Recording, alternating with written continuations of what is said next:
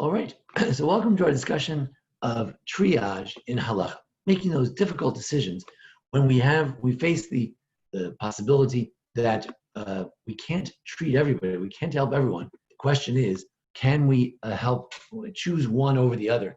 How do you even make these life and death decisions? What is the Halacha, various rabbinic authorities, both in the Talmudic times and in modern times, what do they have to say about this issue? So we turn to our special presentation right here. So triage and halacha. Of course, there's triage in hospitals every day. They decide, someone comes in with a cold, someone else has different, their blood pressure is dropping, or they can't breathe, or have a blocked passageway. Obviously, they have to prioritize all the time. But of course, during a COVID crisis and things like this, the crisis becomes greater. The number of people who need ventilators, for instance, on an average day might be, let's say, 100 people in a particular hospital. But what if 100 of them are COVID people, but you usually have 100 people who need it for plain pneumonia that they get anyway? So then what happens, and who gets that ventilator? So it's a very particularly pertinent question during this COVID crisis. Now we have to just remember, how do people decide these questions in general without the halacha? Well, you have, basically, if you divide into two camps, you have a utilitarian view and a moral view. The moral view says there's certain red lines you can't cross. You can't kill people. You can't make decisions that kill people. We have to do what's moral and what's right, and we have to figure that out. But the other view says, look, it's not a question of what's moral in some objective sense. The question is what provides the most utility. Even if I have to literally kill someone, if I can save 20 people, but I have to kill one, that would be fine. It's utilitarian. It works out well. So you'll see our modern values are sort of driven by both of these ideas. In other words, from the modern context, if you could take a whole bunch of people who are dying anyway, take them off the ventilators, even though they die immediately, because you can save these other people who have a much better chance, wouldn't be, from a utilitarian point of view, wouldn't be much of a question.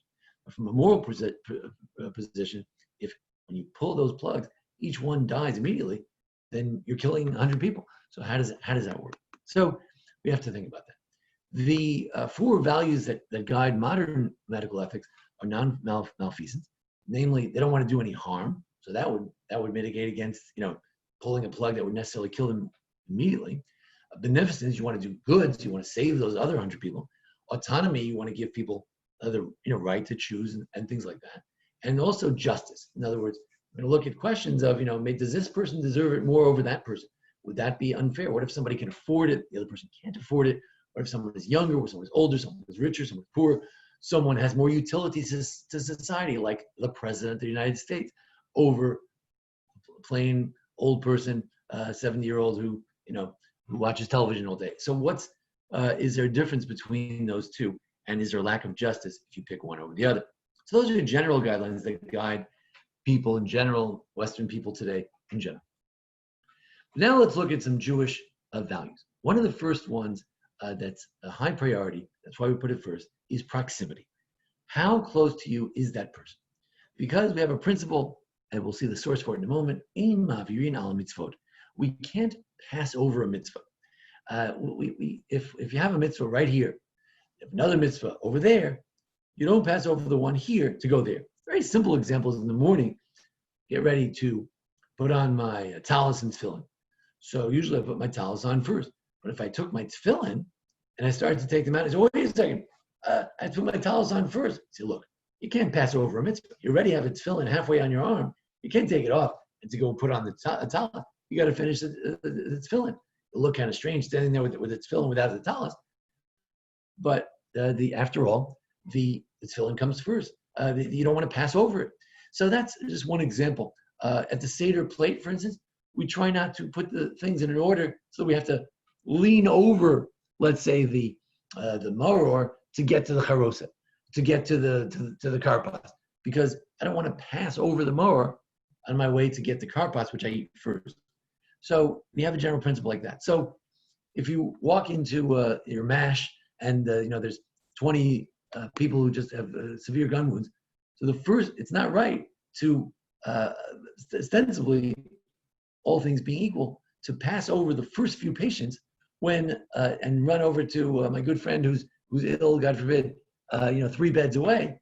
Why did I pass over the first one? You don't pass over if Greenberg is the first guy I bump into. How dare I pass over Greenberg to go to Goldberg? Because you don't pass over the mitzvah. This comes from a verse relating to matzah. What's the verse? Well, it says that you should guard the matzot. So the rabbis say, no, not the matzot, the mitzvot. Similar word. So what does it mean to guard the mitzvot? Rabbi Yoshia says, among the different rabbis there, one interpretation is this. You should guard the mitzvot. Just like you can't let the matzah, just sort of get out of shape and start rising. You can't let the dough rise, so to speak, when it comes to a mitzvah. If there's a mitzvah, you got to do it now. Mitzvah that comes to your hand, do it immediately. There's a more common expression, mitzvah. A mitzvah that comes to your hand, don't make it into chametz. This is from the early midrash, known as Mechilta, and it's a very authoritative kind of a thing. It's not in the Talmud, but second best next to the Talmud would be this type of midrash. So if you have a mitzvah to save Goldberg, how dare you pass over him to get to Greenberg? The next question we have to consider is certainty. Certainty. What do I mean? We have a principle in Jewish law. Ein safek motzim midei vadai.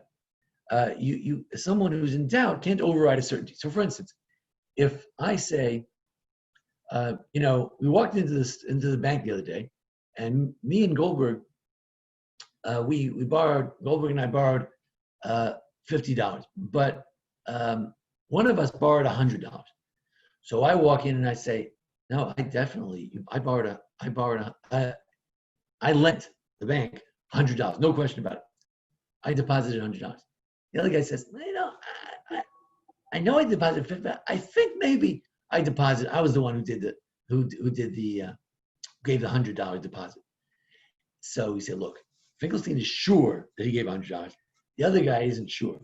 The guy who has some doubtful claim can't overcome. Or if I say, Goldberg, you owe me $100. And he says, well, I'm not sure about that. He says, I'm sure about it. So then, I win because I'm sure. So there's a general principle like that the doubt cannot override a certainty. So if by giving a ventilator to this guy, he will surely live. The doctor say, yeah, he's having trouble breathing, but you give him a ventilator, he'll be fine. But the other one, it's like, he's on his last leg. He's not gonna live. It's true. If we put him on a ventilator, he'll keep breathing for a few more days, hours, whatever. But it's not going to save his life. He's gone. His lungs are completely beyond repair. So then we can't take the doubtful case that Goldberg maybe could be healed in the face of the fact that Greenberg definitely will be healed if you give him that ventilator. So that's another principle. So then I might be tempted to pass over Goldberg to get to Greenberg. And I'm sorry if I keep switching around. If I pass over Goldberg to get to Greenberg, because I say, look, Greenberg, I could definitely save. Goldberg, I'm not sure. Goldberg can't take the ventilator away from Greenberg when it's doubtful if Goldberg is going to make it. Greenberg's definitely going to make it. So that would be the second principle. Take another application. The vaccine might help 100 people. Let's say 100 old people. It might help them, but they're old. It might not help them. But it will definitely help 50, maybe younger people.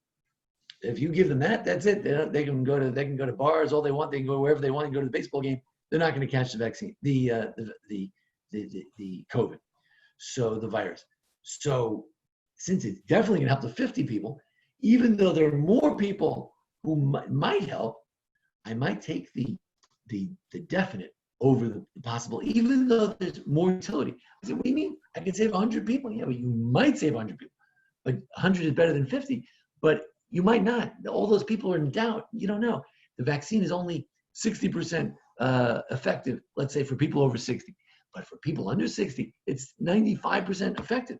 So the people who have relative certainty that they will be helped by the vaccine cannot be stolen of their vaccine, be robbed of their vaccine, because there might be somebody else who it might help, but it might not help also. That's the Tzitz Eliezer Waldenberg. He also says, it will perhaps help the elderly but definitely help the young, give it to the young. Even though, I don't want to participate in age discrimination. I want to be sensitive to the idea of justice. I don't want to assume that just because someone is younger, someone pointed out that in Israel and a lot of places, someone could be younger, but they're more likely to die in a motorcycle accident. But they could be older. They sit in their house all day, getting 3 square meals. They're not going to die anytime soon. There's nothing wrong with them. They don't take any pills. They can live for another 20 years. The guy who's 20 and reckless, who knows how long he's going to live? So it's not always true that the younger person lives longer than the older person. Of course, there's a majority of younger people live longer than older people, but that apparently is not a factor. Generally, we're not interested in elderly or younger, but if you say no, the vaccine doesn't always help older people. It's doubtful, but with younger people, it does. We give it to the young. Again, not because they're young, but because they're definite over the uncertain. The one source of this is as follows. Rabbi said, he says, if you know for sure that the weasel, the rat, the mouse stole the bread. So he said, there's bread. I tried to put away the bread before Passover, and there's bread flying around the house because I saw the weasel take it. But maybe when he took it, he went into his hole and he ate it up. Yeah, but I don't know that. What I know for sure is that he took it. So ain't safek motzim devade. The fact that he definitely took it, and it's definitely floating around the house somewhere, and maybe he ate it. The fact that he might have eaten it cannot remove the doubt. Therefore, I need to check the whole house again, make sure there's no chametz. So just an application of the principle of ain't safek motzim devade. The doubt cannot remove the certitude with which I know that there's bread running around the house because the mouse stole it. What if I could ventilate or treat the moderately ill or the severely ill? So we can give 2 cases. One is for a ventilator, or just in general, like some vaccine or some treatment in general that we have. I can do it for someone who's moderately ill, where that's likely he's going to get better because he's only moderately ill. So his likelihood of survival is strong. But the severely ill, he's severely ill. We have to go to him first. We have to jump over Goldberg to get to Greenberg because Greenberg's severely ill. Yeah, but when I treat Greenberg, I don't know that Greenberg is going to make it because he's severely ill. What does that mean, severely ill? His chances are low.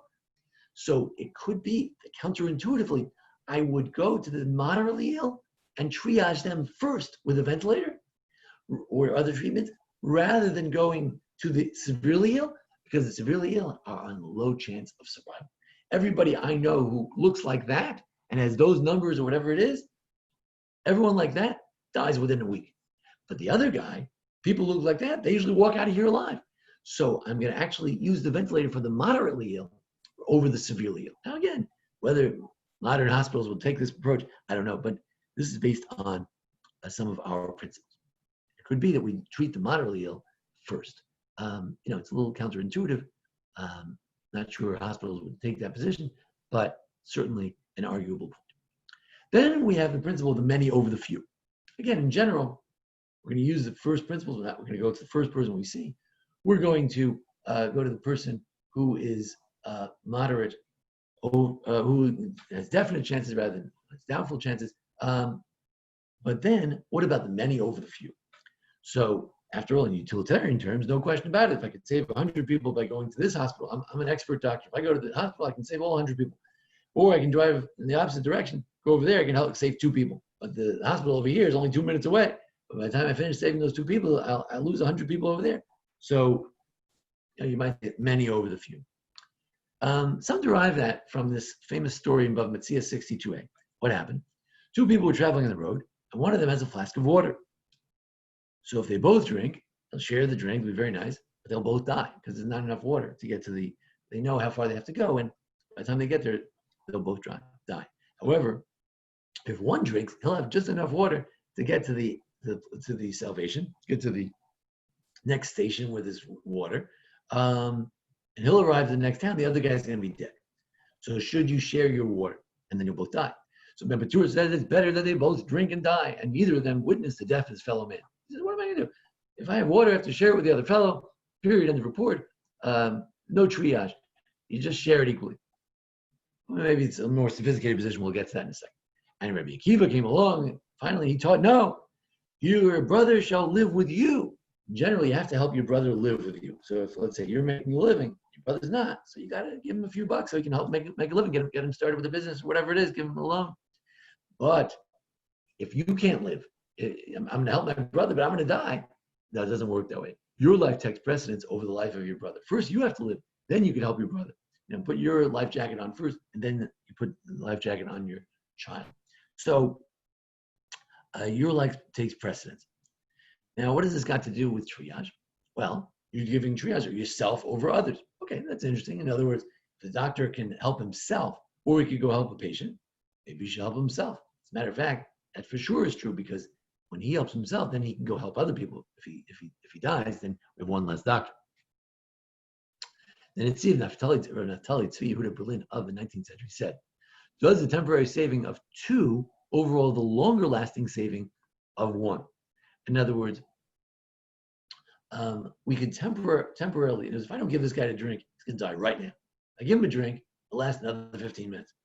But if I take the drink, then I'll take the whole drink. I'll last a half an hour, and I can make it to that field over there. I can see where it is. I'll survive. So what do we see? That Rabbi Akiva said, since I could have a longer lasting survival of one person, that when I give the ventilator to Goldberg, he's a good candidate. He's going to last. He could last forever. He might live a nice life, or at least he has a chance. We can keep him in the ICU for another 3 months. But the other guy, I could share the ventilator with these two people and give it to these guys. But that's just going to be temporary. I mean, they're gone. I mean, we're a nice hospital here. We're not going to pull the plug on them, but really, I don't have any hope for those two guys over there. So he says, no, the longer lasting comes first. So Rabbi Akiva is saying the longer lasting comes first. The other one is saying, oh, two is better than one. So is it a matter of certainty wins? That's Rabbi Akiva. Or is it a matter of utilitarianism or of numbers? And that's the many over the few. And that's the Rebbe Batur. We don't agree with the Rebbe Batur. Generally, we follow Rabbi Akiva that unless you want to be sort of a foolish, pious person, you could share your water. But generally speaking, we would drink the water and let the other die, because you have a certainty that your ventilator is going to help you. The other guy, you give him a ventilator, you're just both going to die. You're not really doing anybody any big favors. Then there's a potential for full life. We sort of alluded to this already. The Chayesha mul Chay Olam. Chayesha means I could give him a ventilator, he'll live for another 3 days. Or I can give this fellow a ventilator, and he'll be on the ventilator for a week, and then he'll be fine. Because based on his prognosis, I would say he's going to be in the better category. He's going to have the ventilator for a few days, and he's going to get better.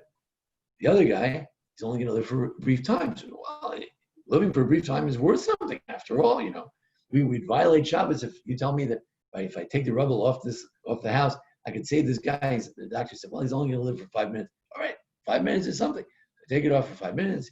He says the Shema, and then he dies. Okay, I could violate Shabbos to save his life for 5 minutes. 5 minutes is worth something. But if I have one person only going to live for 5 minutes, the other person going to live for a long time, I may have to treat the one to live for a long time. We also have the concept that you can't push off one life for the other. In other words, you say, oh, let's kill this guy, we'll be able to save the other guy. Oh, wait a second, why should you do that? So if one person is on a ventilator, you got to keep him on the ventilator. If all things are equal, you can't just give the ventilator to someone else. No one person is more important than the other. Well, we'll get to that later. Could there be someone who is more important, like the President of the United States or whatever it is, the Chief General, right? Patton is trying to win World War II. Maybe he's more important than the foot soldier. He's needed by the entire society. All right, so we've given a number of principles by which we might save someone. We don't want to pass over one to get to the other. We don't want to give treatment to someone who's doubtful over someone who's for sure going to be helped. We don't want to give to someone who's going to live temporarily over someone who's going to live a full life. We want to give to we want to try to save the many over the few. But what else? What if all else is equal? Everything's equal. Goldberg and Greenberg, they're both 3 feet away from me. Goldberg and Greenberg, it's not, there's no difference. It's not 1 versus 2, it's 1 versus 1. There's no question of numbers. So what are we going to do now? Now here we get to an uncomfortable point. And in that principle of medical ethics known as justice, we might get squeamish over here. We say, wait a second, this is a difficult situation. You mean we're going to pick one person over the other?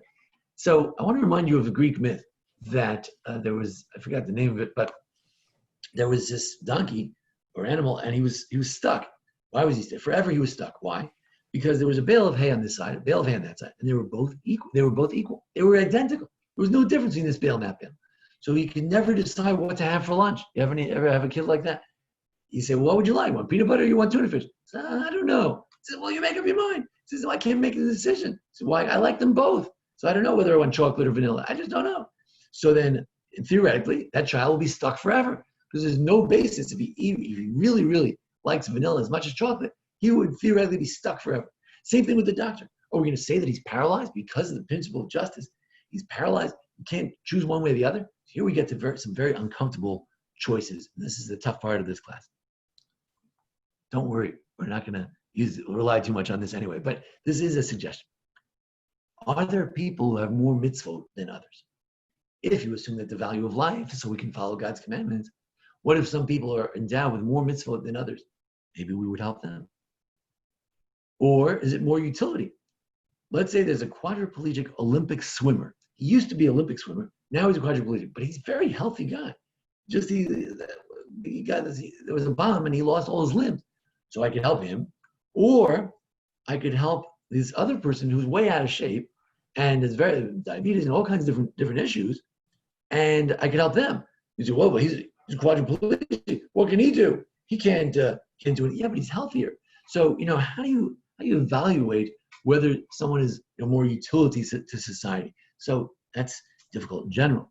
There are a lot of rights groups in Israel that fight for the rights of underprivileged and handicapped, and they try to argue against this principle that should not be included in anything. You can't say because someone is paraplegic, quadriplegic, therefore they're less valuable than someone else. Okay.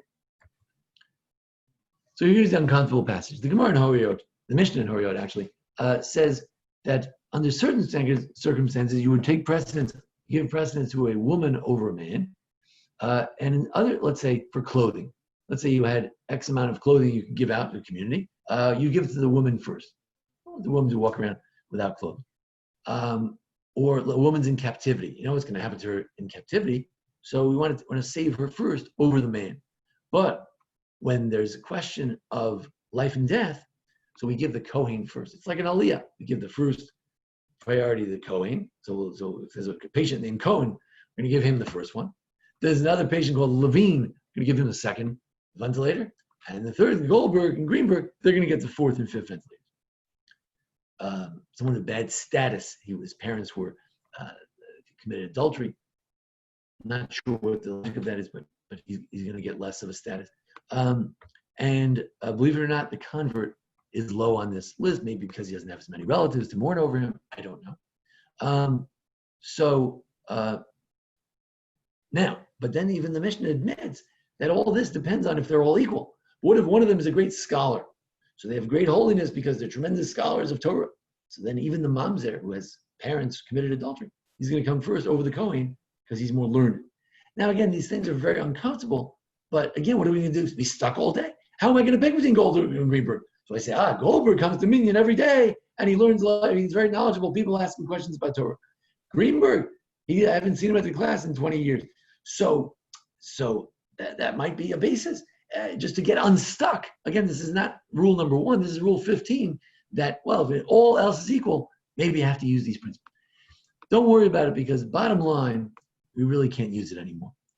In other words, because let's say a man over a woman. Well, men have more mitzvot than women. Yeah, but what if the woman does more mitzvot than the man? So, maybe once upon a time when everyone did the same amount of mitzvot, these rules would work. But today, how are you going to figure it out? Well, you're going to sit there. I have to give the ventilators to either Goldberg or Greenberg. let me call Goldberg and Greenberg's rabbi and ask him who gives him a better recommendation. I mean, there's no time for stuff like that. So therefore, we can't really use this Mishnah, although it's a Mishnah are very authoritative, but we can't use these factors because today, who knows who's more religious than someone else? It's an impossible thing to measure, so forget about it. We're not going to use that. But it raises an interesting point that when all else is equal, we might want to use some factors. I'm sure that when President Reagan was shot in the heart, he got better treatment than I would ever get if I, God forbid, was shot in the heart. And he survived, and he continued to be president for a number of years. Right? I mean, obviously, we rushed him to the hospital with greater urgency and more care. So, that happens. So there, even in our very equal society, some people do get better treatment than others. But all the authorities say that money should not make a difference. One has insurance, one doesn't. You could argue it's like having a bottle of water. I've got insurance. I've got my bottle of water. You don't. It's just a coincidence. I just happened to buy a bottle of water for $1, but I've got it. You don't. You could have argued that, but all the rabbis reject that. They say, no, ability to pay has no impact. It's not who's paying the doctor more. We don't triage medicine in that way. Chaim Ozer Grudinsky said that the reason, Rabbi, going back a little bit to the water case, right? So Rabbi Kiva says, you drink it. You could survive all the way till you get to safety. The other guy's going to drink it, and he's not going to, you'll both die. What's the point? But Chaim Ozer says like this, you know why? Because you own the bottle. However, if no one owned the bottle, you find a bottle of water in the desert, you say, well, I'm going to have to drink it. One of us has to drink it because otherwise we'll both die. Said, no. If no one owns it, you'd have to divide it. According to that, you walk on the floor and you say, well, if I split this ventilator into two, they have ways of doing that. I don't know, I guess they put 2 tubes in one ventilator. They're not going to get enough oxygen, they're going to die. If I split this penicillin in 2, they'll both die. Well, tough luck. That's what you have to do. That's what Chaim Ozer said. He lived before the Holocaust. He died right before the Holocaust. In terms of priority, even modern ethics might recognize, and the rabbis have said this, that a healthcare worker, a doctor, comes before other people. Why? Because saving the doctor is it's like, why do we tell the parent to put their oxygen mask on first and then give it to their child? Why? It's very simple. Because the parent is the one who can then put the oxygen mask on the child. But if you put the oxygen mask on the child first, then you can't help anybody. If you fail to get the mask on the child, you'll both die. So put it on yourself first, then you can help all the other children. So to the doctor, if you have a vaccine, give it to the doctor first. Now he can go and help all the people with COVID, and they'll get the vaccine later. Now, when we talk about triaging a ventilator, that may sound, oh sure, we'll take it off this guy. He's probably going to die. Give it to this guy. He's definitely going to live. According to the doctors, he's definitely going to live. Give it to the other guy. Yeah, wait a second.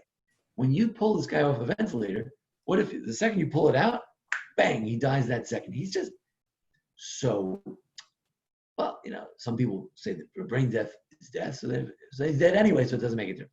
What if you say brain death is not death? There are such rabbinical views. So if you say brain death is not death, so right now he's breathing, you pull it out, he dies immediately. So it's not good. So what are we going to do? So, the question is, maybe he won't die immediately. If the doctor said, no, I think if you take him off, he won't die immediately. All right. So that means it's not directly killing him. Or some say, why don't you reduce the air in the room there? There's I don't know the numbers. Let's say there's 20 pounds of air. But on the ventilator, he gets 100 pounds of air. So you just say, you know what? We're going to give him the same amount you get in a room, 20 pounds. So we're not killing him. We're giving him air. And then he might die on that basis. So there's a way to do it like that, something like that. There's also maybe you could he's living because he's on a certain antibiotic. So you say, well, he's dying anyway. He really is dead. The only thing that's preventing his death is your crazy antibiotic. So take him off the antibiotic, and then he won't live. So that's passive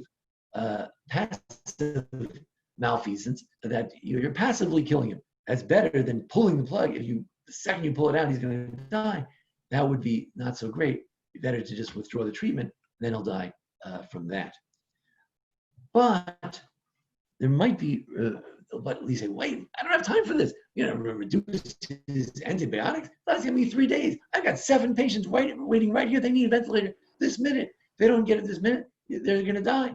And this fellow, he's not brain dead, but he's close to it. So let's pull it out. So Rabbi Jason Weiner, who's in touch with a lot of important rabbis in Israel, he wrote that even if usually we wouldn't remove a ventilator if it's going to kill him right away, the second you take it out, he's going to die. But since Rabbi Chaim David Halevi, the minority of view, he viewed it as removing an impediment. He says, of course you need to take off a ventilator. If a guy is basically dying, but then why isn't he dead? Because there's this crazy ventilator that keeps making him breathe. So he's saying, well, take the ventilator away so he'll die peacefully.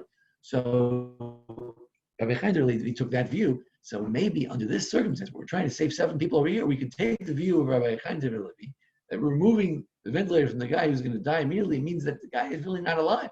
The guy we're just trying to die and you're not letting him because you've got this crazy ventilator. So take the ventilator out and give it to these other people. Perhaps Rav Shlomo Zalman Aruch may, perhaps, in such a circumstance, he might countenance such a view. What about relatives, right? So now I've got Greenberg, Goldberg, and there's a Finkelstein.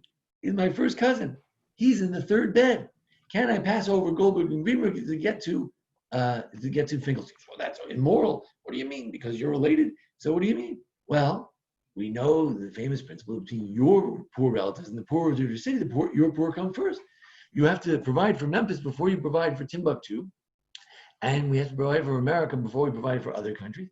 And as Jews, we have to provide for Jews and people in Israel before we provide for other people. So, of course, we have to help people in our neighborhood as well. But, your people come first. Why? It's a verse in Job. It would be very immoral to allow your own brother, you're going to let him or her die. That's particularly egregious. What if Finkelstein was my wife? God forbid. Yeah, I'm going to pass over. I'm going to treat Goldberg instead of my wife. Wouldn't that be immoral? So there is an idea of treating relatives first. I don't know how hospitals will feel about that, but this is from a Jewish law perspective, that might be true. We know that our town comes before someone else's town. So here's the Gemara in Nedarim. It takes this very far. Rabbi Yossi, who's one of the great rabbis of the Talmud, takes this argument very far. So he says, it's a Mayan, there's a well, there was a spring in the town. So their life comes before some other town. The other town comes and says, please give us some water. We're having a drought. There's no water. He says, yeah, if we give you any water, we only have just enough water. It's a small spring. We don't have water for ourselves. If we give you, we'll all die. So we come first. What about, he says, yeah, but don't give your animals. Let your animals die. He says, no, our animals come before your animals. Our laundry comes before your laundry. But if their life,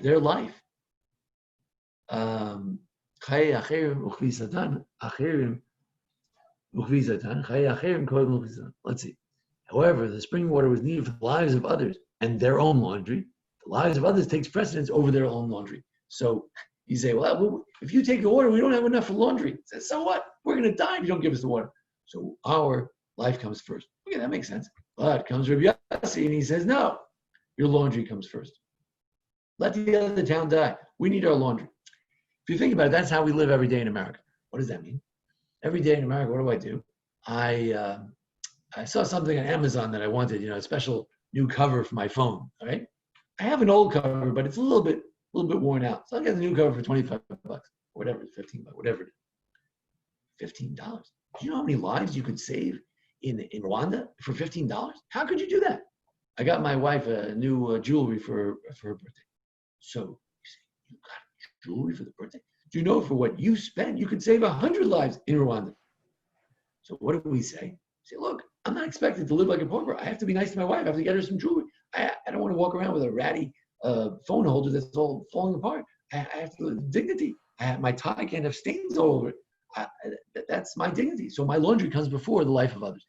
It's a very, very strange position, but it's a position. It's very interesting. So now there's a rabbi who wanted to argue, I think Rabbi Teller wanted to argue that what they're really saying is, it says in the next passage, that when you don't do laundry, it leads to boils and sores. In other words, my laundry is more important than your life, because if I don't do my laundry, guess what? We're going to die too. So that's why my laundry comes first, not because of human dignity, but because of laundry. But I would argue that it's a dignity element as well. So what do we get from that? In terms of dividing resources, you could argue, let's say they're having a lot of problems in China, Indonesia, someplace. But in America, we get the vaccine in September, October, November, December. We get the vaccine, God willing. And then they say, but you're trying to save a million people. There are a billion people in China who could get, if you could give it to them, a billion people will be saved.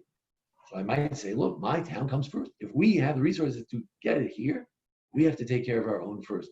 So it's not a pleasant thing to say. It always sounds nicer to share with others, but there is an idea of your bottle of water comes before the other fellow. Your town comes before someone else. Your moral obligation is to your own town. The President of the United States, his moral obligation first and foremost is his own country, and then secondly to other countries. You have some responsibility of other countries, but not as primary as your own. Does age matter? Well, you said before, no. So what do you mean? This one has 30 years left. This one, right? If average life expectancy is 84 in Israel, so then if you're 20, you only have 20. If you're 20, you have 64 years left. The guy who's 70 only has 14 years left. So then, how could you prioritize the old over the young? Well, it depends. We have to use these other factors: who presents themselves first, who's more likely to live, etc.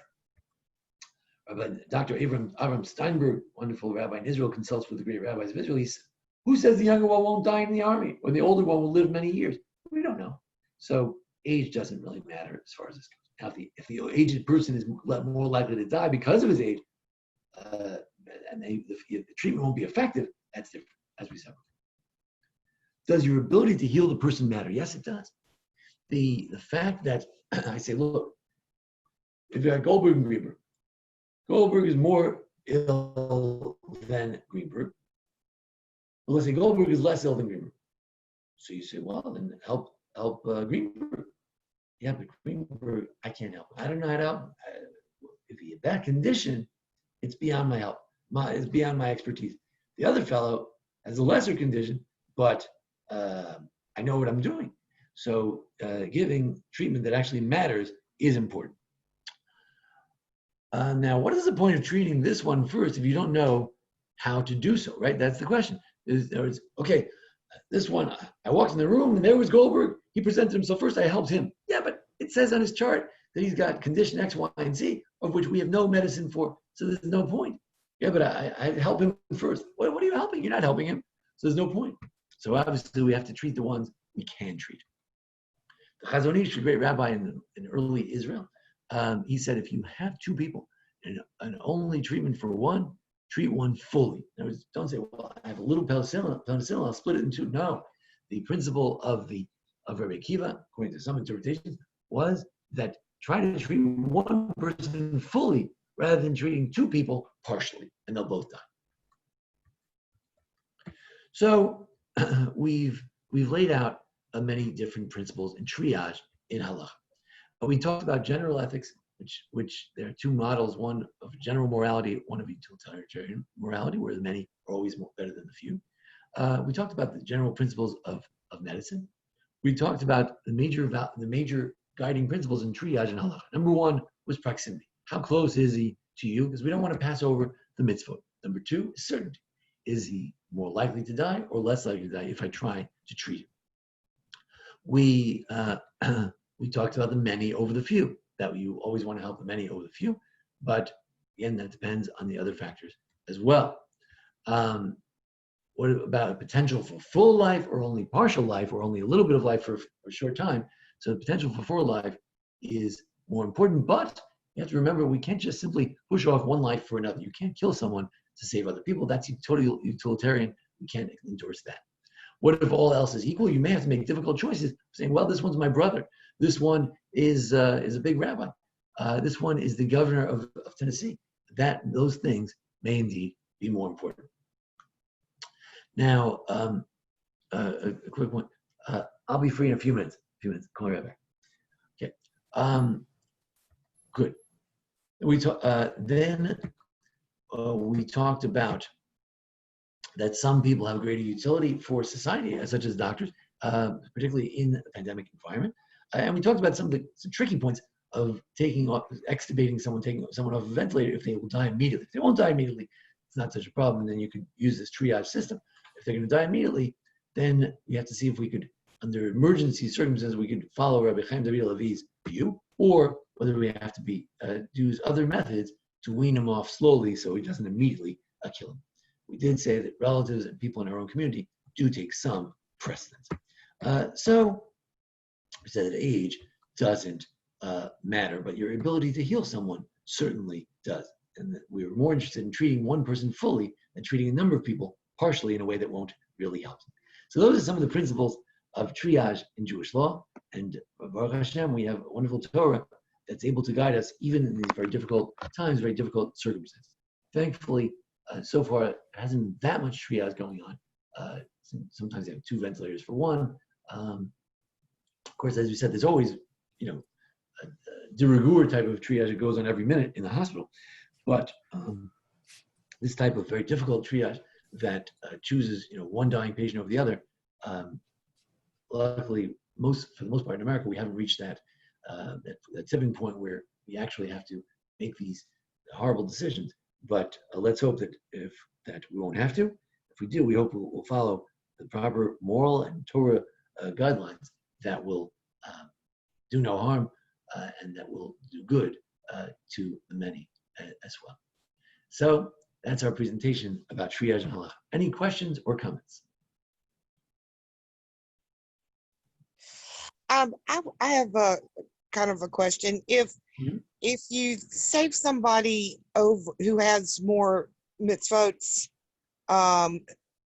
over somebody who doesn't, wouldn't that take time, life away from the person who has not done so many mitzvot to be able to accomplish more mitzvot? It kind of goes back to a question I was pondering over years ago when I was in Sphard is, do we pray for the Messiah like and the people like Abraham did, that everybody would get that there's one God? Or do we pray like Noah, who just said, he didn't pray for the people. He just built the ark and went on. And so.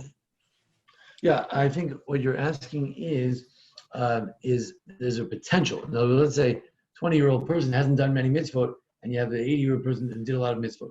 But the 20-year-old person, who knows what their future will be? Maybe they'll become very pious and they'll do many mitzvot and they'll have great holiness, greater than the other one. So we don't know the potential. Right? That's one reason that we generally don't use these principles, is because it's very hard to gauge, who's more righteous, more potential for righteousness, etc. But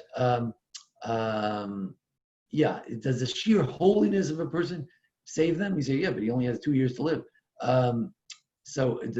Or does it have to be, the potential for further acts of kindness? Yeah, again, this is why we generally would not use that Mishnah at all. But again, sometimes it could be helpful if you absolutely bottomed out. You get to the ethics committee and they say, we got no basis to pick between Goldberg and Reber. We got nothing. So then at that point, you could draw a lot. There are people who say that you should draw lots. Or you could say, well, Cohen Levi. Take the Cohen first. So, oh wait, but the Levi is a big rabbi. All right, so then we'll take the rabbi. It's not a pleasant thing, but it's a matter of last resort. But it's a very important point you're raising, the value of a person in terms of their potential. The Gemara takes that view regarding the wayward child. We say, yeah, right now he's not that bad, but potentially he's going to be really bad, so let's forget about it. And we take the opposite view, that Ishmael was crying out to God, so Hashem saved him. So why did you save him? He's going to be terrible when he gets older. So we say, well, right now he's okay. So we can't always take that view of what's going to be later. Right now, so we make the decision based on now. It seems not so much on what's later. But there are cases, as I said, with a wayward child, that we make the decision now based on what's going to be later. So it's an interesting question and a separate discussion. Thank you.